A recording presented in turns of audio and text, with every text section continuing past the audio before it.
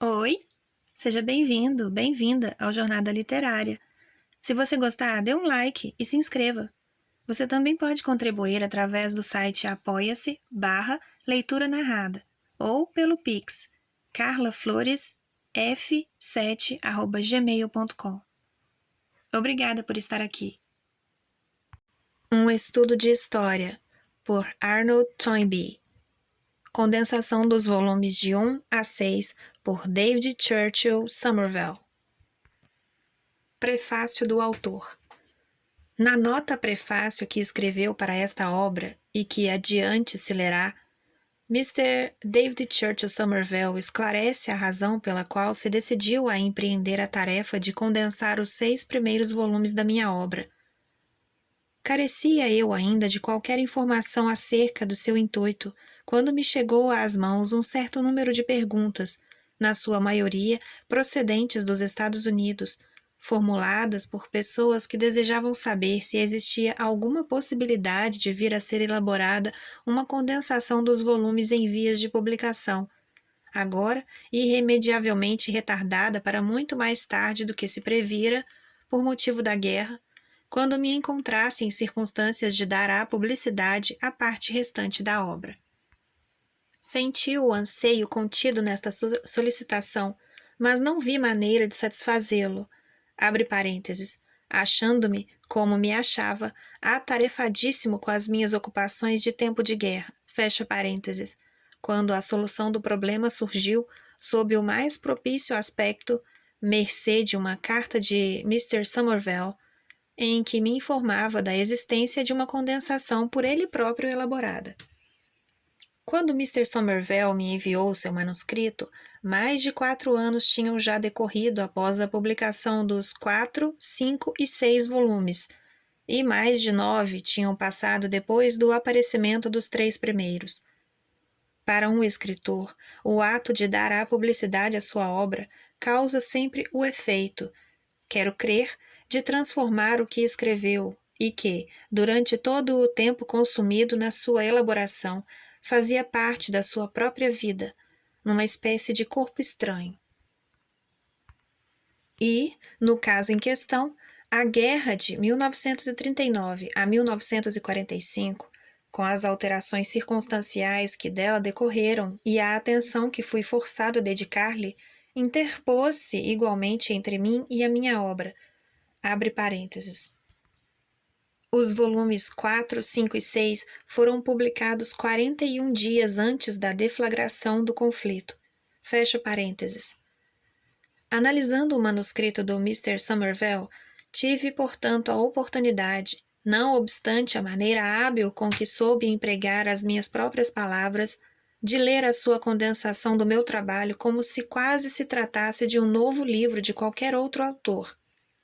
Ei-lo agora novamente transformado em obra de minha plena autoria, mercê da refundição da linguagem que, de onde a onde, me permiti, quando procedia à sua leitura, abre parênteses, com a bondosa aquiescência de Mr. Somervell, fecha parênteses, devendo dizer, contudo, que não confrontei, linha por linha, a condensação com o original, e que me abstive de interpolar qualquer passagem que Mr. Somervell tivesse suprimido, acreditando, como acredito, que o próprio autor não é a pessoa indicada para melhor ajuizar dos trechos que são, ou não, partes indispensáveis da sua obra. O realizador de uma condensação perfeita de qualquer obra presta ao seu autor um valioso serviço que o referido autor teria dificuldade em realizar, e os leitores do presente volume que estiverem familiarizados com o texto original concordarão, estou certo, com a opinião que manifesto de que a capacidade literária de Mr. Somervell se revelou, na realidade, notável. Mr. Somervell procedeu de modo a preservar integralmente o argumento do livro e a apresentá-lo mantendo quase sempre as palavras do texto original, condensando, simultaneamente, num só tomo, os 6 volumes. Se me tivesse incumbido eu próprio de semelhante tarefa, duvido que tivesse podido levá-la a bom termo. Embora Mr. Somervell tivesse minorado ao extremo a tarefa que, como autor, me coube, de proceder à revisão de sua condensação, mais de 2 anos decorreram desde que dei início a este trabalho. Durante semanas, e algumas vezes durante meses, fui forçado a deixar o manuscrito em repouso, sem lhe tocar, se bem que sempre o tivesse ao meu alcance. Estes vários adiamentos foram devidos às minhas ocupações de tempo de guerra, mas os apontamentos relativos aos restantes volumes da obra permaneceram intactos, sobre a segurança guarda do Conselho das Relações Exteriores, em Nova York. Abre parênteses, para onde os havia remetido, por via postal, durante a semana de Munique, endereçados a Mr. Mallory, secretário executivo do referido conselho, que gentilmente se prestou a guardá-los. Fecha parênteses. E, como enquanto há vida há esperança, continuo a confiar na possibilidade de concluir ainda o meu trabalho. Entre os motivos da minha gratidão por Mr. Somervell, não é dos menores aquele que concerne o fato do método que usou na condensação dos volumes já publicados, ter ocorrido para que eu volvesse novamente a minha atenção para aqueles que tenciono ainda escrever.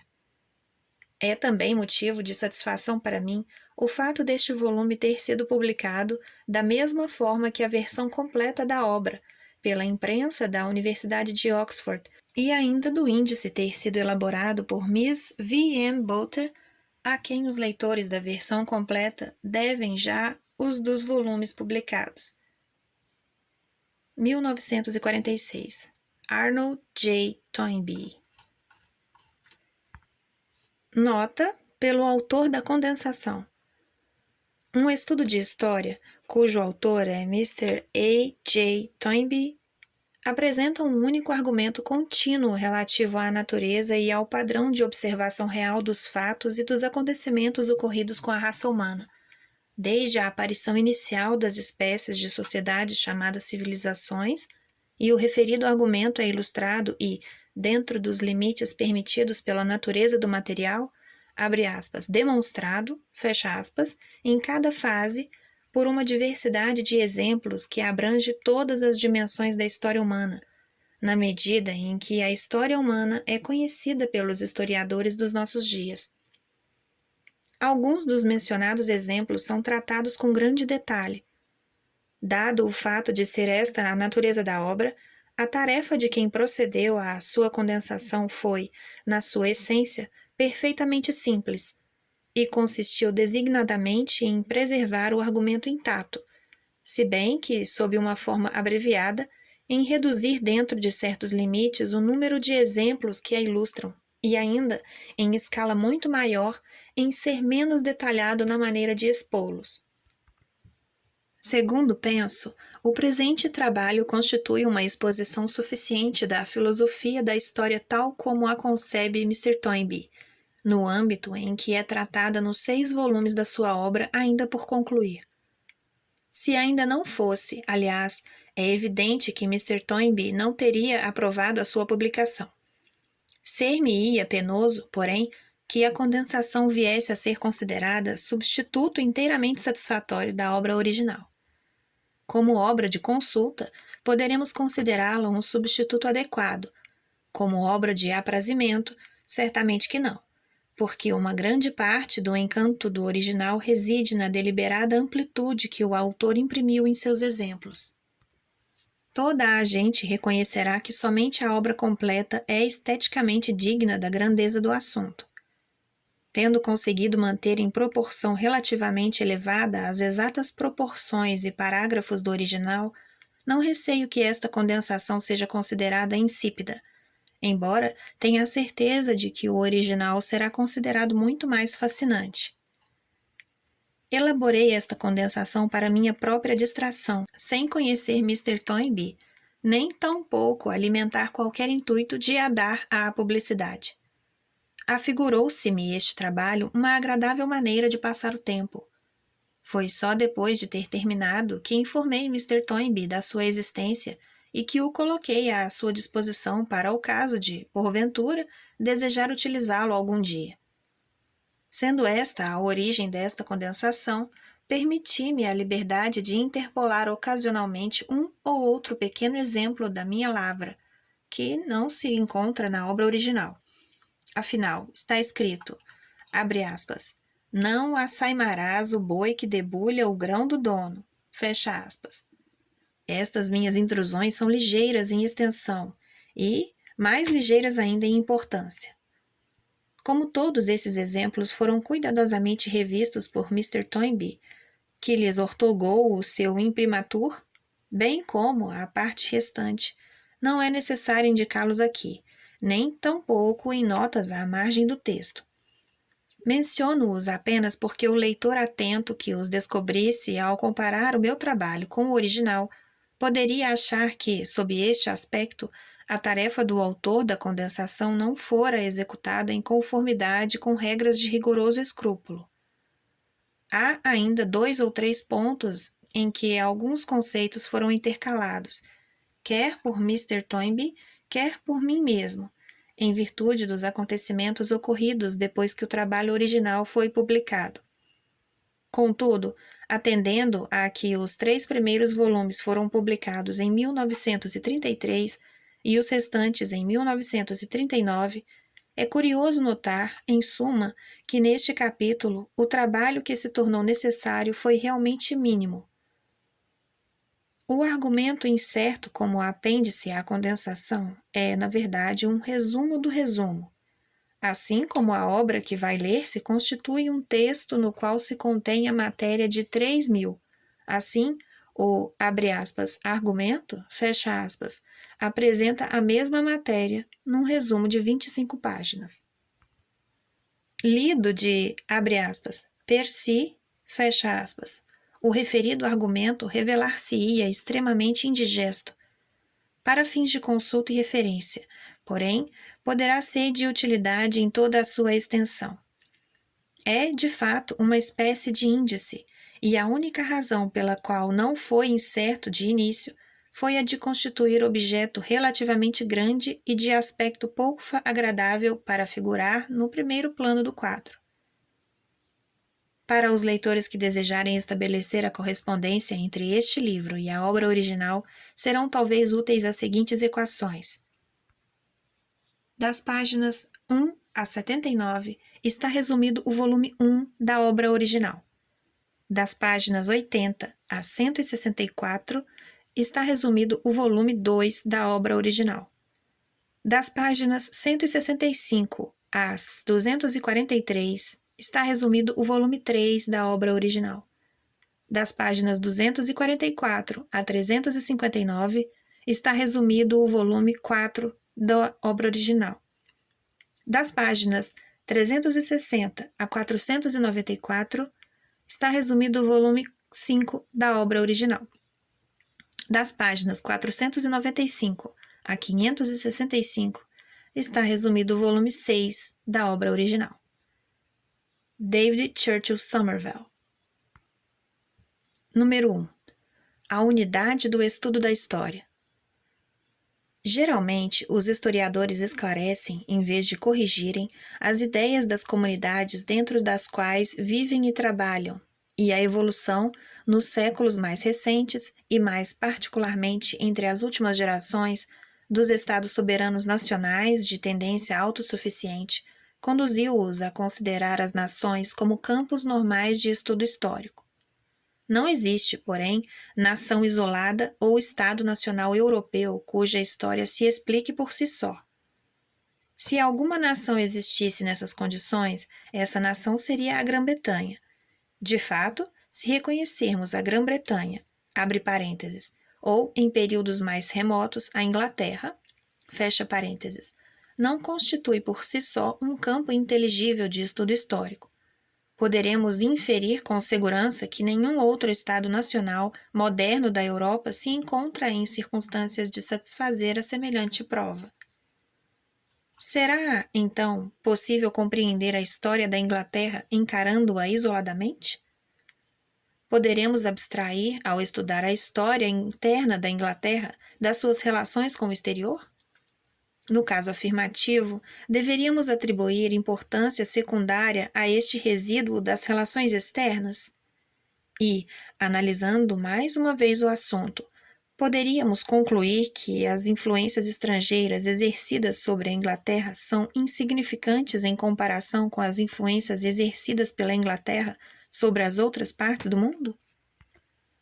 Se respondêssemos afirmativamente a todas estas interrogações, justificar-se-ia a conclusão de que, conquanto não seja possível compreender a história das outras nações sem relacioná-la com a da Inglaterra, é mais ou menos possível compreender a história da Inglaterra independentemente da das outras partes do mundo. A melhor maneira de averiguar a verdade nestas questões consiste em refletir sobre as velhas fases do curso da história de Inglaterra, recordando os seus principais capítulos. Por ordem cronológica inversa, os referidos capítulos são os seguintes. Letra A. Estabelecimento do sistema industrial da economia. Abre parênteses. Iniciado no século XVIII. Fecha parênteses. Letra B. Instauração de um governo parlamentar responsável. Abre parênteses. A partir do último quartel do século XVII. Fecha parênteses. Letra C. Período da expansão ultramarina. Abre parênteses. Que teve início no terceiro quartel do século XVI, com a pirataria, e se transformou gradualmente num intercâmbio comercial externo mundial, com a aquisição de territórios tropicais e com o estabelecimento de novas comunidades de língua inglesa em países ultramarinos de clima temperado. Fecha parênteses. Letra D. A reforma. Abre parênteses. Iniciada no segundo quartel do século XVI. Fecha parênteses. Letra E. A renascença, incluindo não só os aspectos políticos e econômicos, mas também os aspectos artísticos e intelectuais do referido movimento. Abre parênteses. A partir do último quartel do século XV. Fecha parênteses. Letra F. O estabelecimento do sistema feudal. Abre parênteses. Desde o século XI. Fecha parênteses. Letra G. A conversão dos ingleses da religião da chamada Idade Heróica ao cristianismo ocidental. Abre parênteses. Começada nos últimos anos do século VI. Fecha parênteses. Este relance retrospectivo que, da nossa época, lançamos sobre o curso geral da história inglesa, parecia mostrar que, quanto mais remoto é o passado que focalizamos, menos evidente se manifesta o condicionalismo autossuficiente ou de isolamento. A conversão que foi, na realidade, o início de todo o desenrolar da história inglesa, representou a antítese direta desta autossuficiência ou isolamento. Foi um fenômeno que abrangeu meia dúzia de comunidades isoladas de bárbaros no âmbito comum de uma sociedade ocidental nascente. Da mesma forma, ao considerar o sistema feudal, Vigradov demonstrou brilhantemente que as suas sementes germinaram no solo inglês antes de verificar-se a conquista normanda. Apesar disso, porém, esta eclosão foi estimulada por um fator externo, as invasões dinamarquesas. As referidas invasões fizeram parte do, abre aspas, migração, fecha aspas, escandinavo, que estimulou simultaneamente uma evolução similar na França, devendo-se indubitavelmente à conquista normanda a maturação rápida de seus frutos. O mesmo ocorreu com a Renascença, que, quer no seu aspecto cultural, quer no seu aspecto político, é universalmente reconhecida como tendo constituído um sopro de vida procedente do norte da Itália. Se o humanismo, o absolutismo e o equilíbrio do poder não tivessem sido cultivados em miniatura no norte da Itália, durante os 2 séculos compreendidos aproximadamente entre 1275 e 1475, como delicadas flores ao abrigo de uma estufa, jamais poderiam ter sido transplantados para o norte dos Alpes, desde cerca de 1475 em diante. A reforma, por sua vez, não foi um fenômeno especificamente inglês, mas um movimento geral no noroeste europeu, em prol da emancipação do sul, onde o Mediterrâneo ocidental permanecia de olhos fitos em mundos mortos e passados. No caso da reforma, a iniciativa não coube à Inglaterra, nem a Inglaterra a tomou. na competição travada entre as nações atlânticas da Europa pela conquista do troféu da descoberta de novos mundos ultramarinos. Comparativamente, a Inglaterra conquistou o referido troféu como um adventício de última hora, mediante uma série de lutas com potências que se encontravam em campos antes dela. Resta-nos considerar os dois últimos capítulos, a gênese do sistema parlamentar e a do sistema industrial. Instituições correntemente encaradas como tendo desabrochado no próprio solo inglês e terem sido posteriormente propagadas da Inglaterra para as outras partes do mundo. As autoridades na matéria, contudo, não perfilham inteiramente este ponto de vista. Referindo-se ao sistema parlamentar, afirma Lord Acton, abre aspas, a história geral é, por natureza, função da ação de forças que não são nacionais e decorrem de causas mais amplas. O surgir da moderna realeza em França fez parte de um movimento similar na Inglaterra. Bourbons e Stuarts obedeceram à mesma lei, embora chegassem a resultados diferentes. Fecha aspas. Por outras palavras, o sistema parlamentar que constituiu a resultante local, na Inglaterra, foi o efeito de uma força que não agiu peculiarmente na Inglaterra, mas operou simultaneamente na Inglaterra e em França. Pelo que concerne à gênese da Revolução Industrial na Inglaterra, impossível seria citar autoridades mais competentes do que Mr. e Mrs. Hammond. No prefácio de sua obra, O Despertar da Indústria Moderna, os referidos autores manifestam a opinião de que o fato que mais profundamente contribuiu para a gênese da Revolução Industrial na Inglaterra, mais do que em qualquer outra parte, foi a situação geral da Inglaterra no mundo do século XVIII, isto é, a sua posição geográfica relativamente ao Atlântico e a sua posição política em face do equilíbrio de forças da Europa. Parece, portanto, que a história nacional britânica nunca foi, e quase com certeza não será nunca, isoladamente, um campo inteligível de estudos históricos. E, desde que esta afirmação é verdadeira em relação à Grã-Bretanha, seguramente, a fortiori, será verdadeira em relação a qualquer outra nação. O nosso rápido exame da história da Inglaterra, se bem que nos não tenha conduzido a uma conclusão negativa, fornece-nos uma orientação. Os capítulos que focalizamos no nosso relance retrospectivo do curso da história inglesa constituíram autênticos capítulos de uma ou de outra narração. Mas esta narração é a história de uma sociedade dentro da qual a Grã-Bretanha apenas representou uma parcela, e os acontecimentos ocorridos foram acontecimentos nos quais as outras nações tomaram parte ao lado da Grã-Bretanha. O, abre aspas, campo inteligível de estudo, fecha aspas, revela-se, com efeito, como sociedade que abrange um determinado número de comunidades da espécie representada pela Grã-Bretanha, e não exclusivamente pela Grã-Bretanha, mas também pela França, pela Espanha, pelos Países Baixos, pela Escandinávia, etc. E o trecho de Lord Acton que citamos aponta a relação existente entre estes elementos e o todo. As forças atuantes não são nacionais, procedem de causas mais vastas que agem sobre cada um dos elementos e não podem compreender-se na sua atuação parcial, a menos que se lance um olhar compreensivo sobre o desenrolar dos acontecimentos através da sociedade considerada. Elementos diferentes são diversamente afetados por uma causa geral idêntica, porque cada um reage e contribui de maneira diferente para a produção das forças que esta causa única põe em movimento.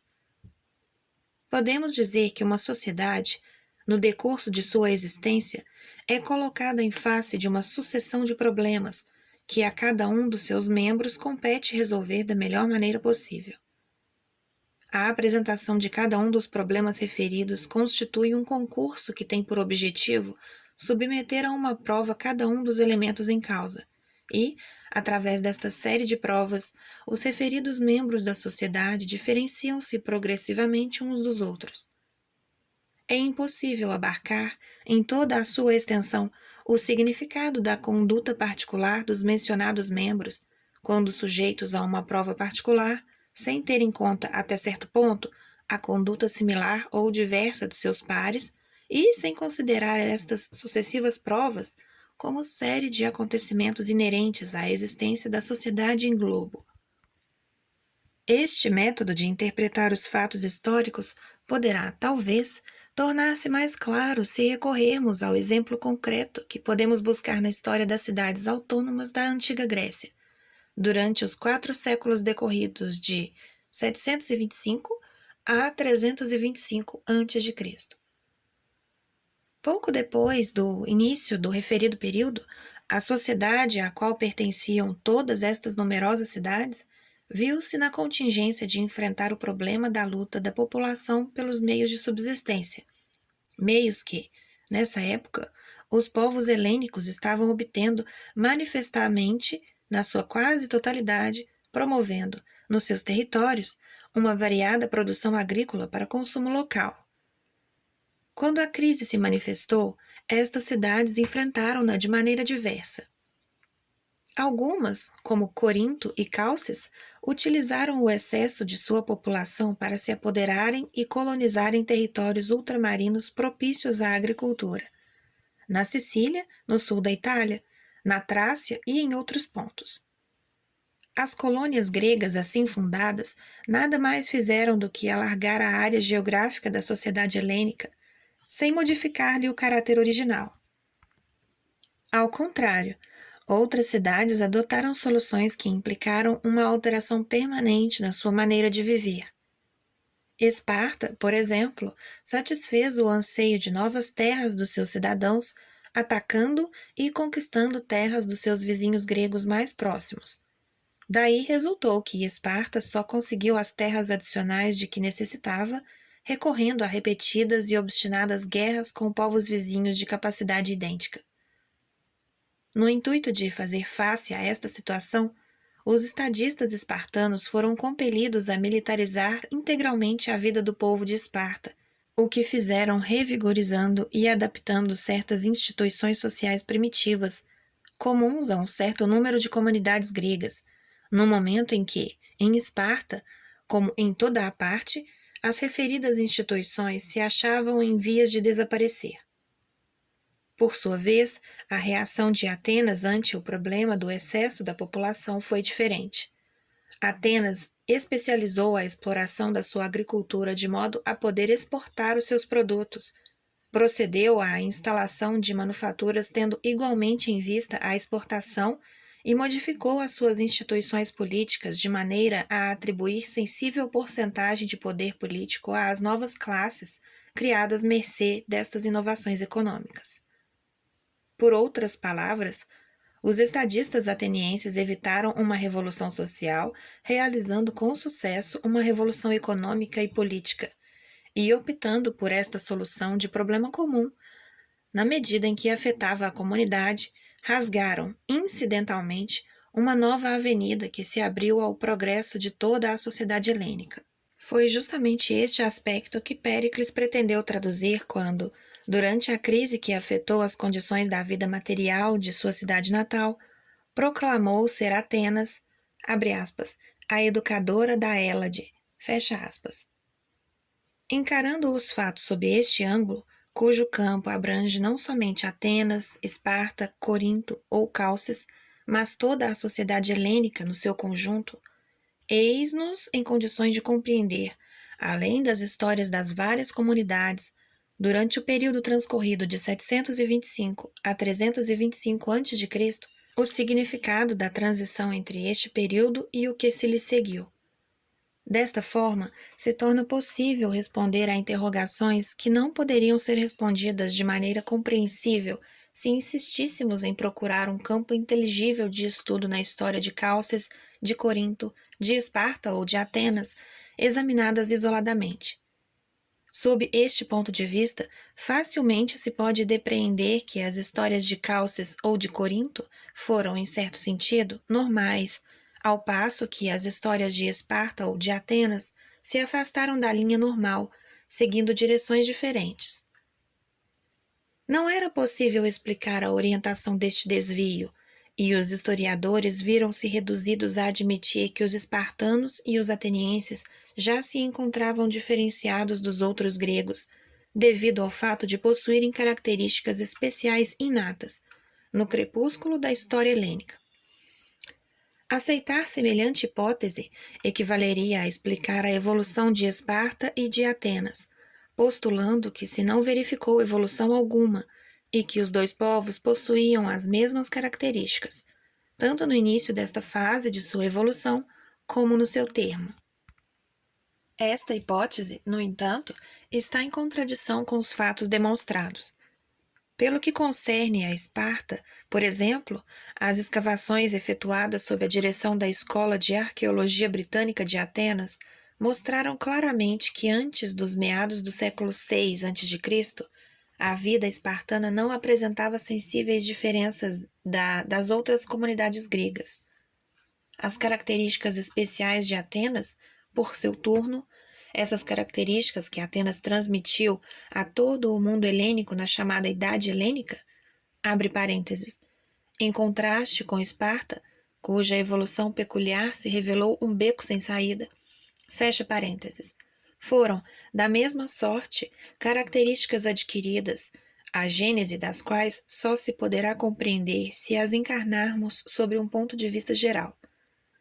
Trata-se de um fenômeno idêntico ao ocorrido com a diferenciação de Veneza, Milão, Gênova e outras cidades do norte da Itália, na chamada Idade Média, e com a diferenciação verificada entre a França, a Espanha, os Países Baixos, a Grã-Bretanha e outras nações ocidentais, em época mais recente.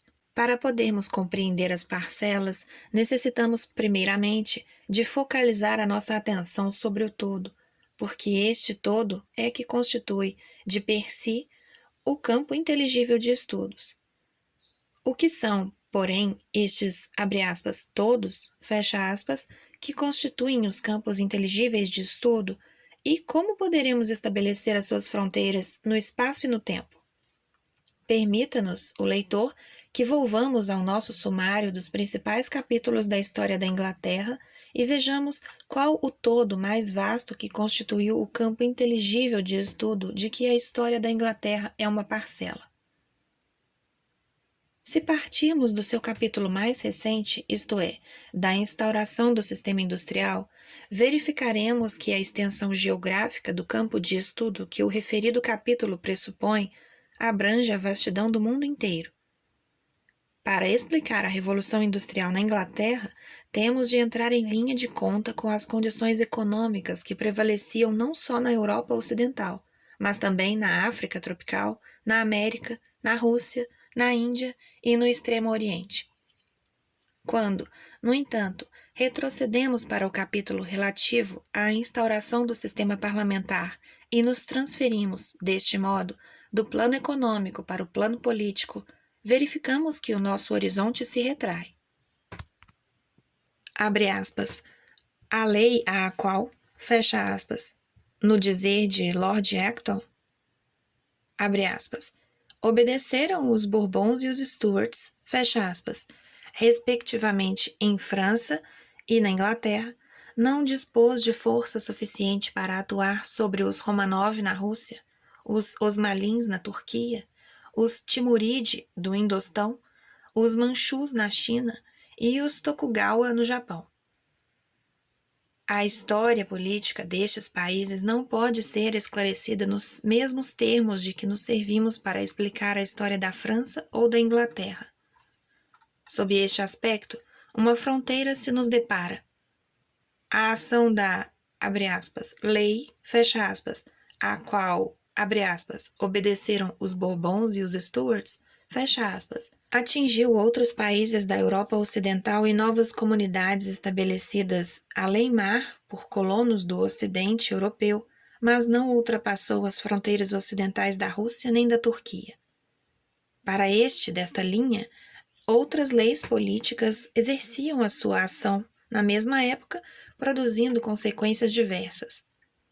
Se remontarmos aos capítulos anteriores da história da Inglaterra que mencionamos na nossa enumeração, verificaremos que a expansão ultramarina se não confinou simplesmente no Ocidente europeu, mas, ao contrário, se limitou quase inteiramente aos países litorâneos do Atlântico. Ao estudar a história da Reforma e da Renascença, podemos abstrair, sem prejuízo, da evolução religiosa e cultural da Rússia e da Turquia. O sistema feudal da Europa Ocidental não foi função nem teve ligação com os fenômenos feudais tais como se observaram nas comunidades islâmica e bizantina. Finalmente, a conversão do povo inglês ao cristianismo ocidental determinou a admissão da Inglaterra numa determinada sociedade, ao preço da cessação da sua possibilidade de continuar ou de vir a ser membro de outras sociedades. Antes do Sínodo de Whitby, em 664, os ingleses poderiam ter se convertido ao, abre aspas, cristianismo extremo ocidental, fecha aspas, da orla céltica, e, se a missão dos agostinhos tivesse fracassado definitivamente na sua tarefa, os ingleses poderiam ter se associado aos habitantes do país de Gales e da Irlanda para fundar uma nova igreja cristã à margem de qualquer comunhão com Roma, constituindo um alter orbis tão real como o mundo dos nestorianos, na orla extremo-oriental da cristandade.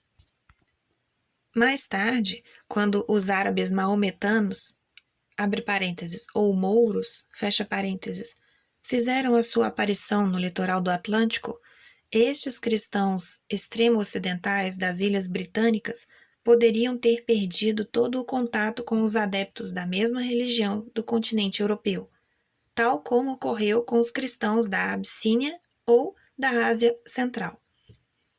Conceber-se-ia, sem dificuldade, que, nestas condições, se tivessem convertido ao islamismo, da mesma forma que muitos monofisitas e nestorianos o fizeram quando, em época mais recente, o Oriente Médio passou ao domínio dos árabes. Estas alternativas que aventamos poder ser postas de parte como hipóteses fantasistas, mas o fato de as termos considerado serve para nos recordar que, conquanto a conversão de 597 tenha contribuído para unificar a Inglaterra com a cristandade ocidental, a não unificou com todo o gênero humano e, ao contrário, contribuiu para estabelecer uma nítida linha de demarcação que nos separou, como cristãos ocidentais, dos adeptos de outros credos religiosos. Final da leitura da parte 1 do livro Um Estudo de História. Paramos na página 18. Sinta-se à vontade para comentar ou abrir algum debate. Não se esqueça de curtir e, principalmente, de se inscrever. Obrigada por estar aqui. Até a próxima!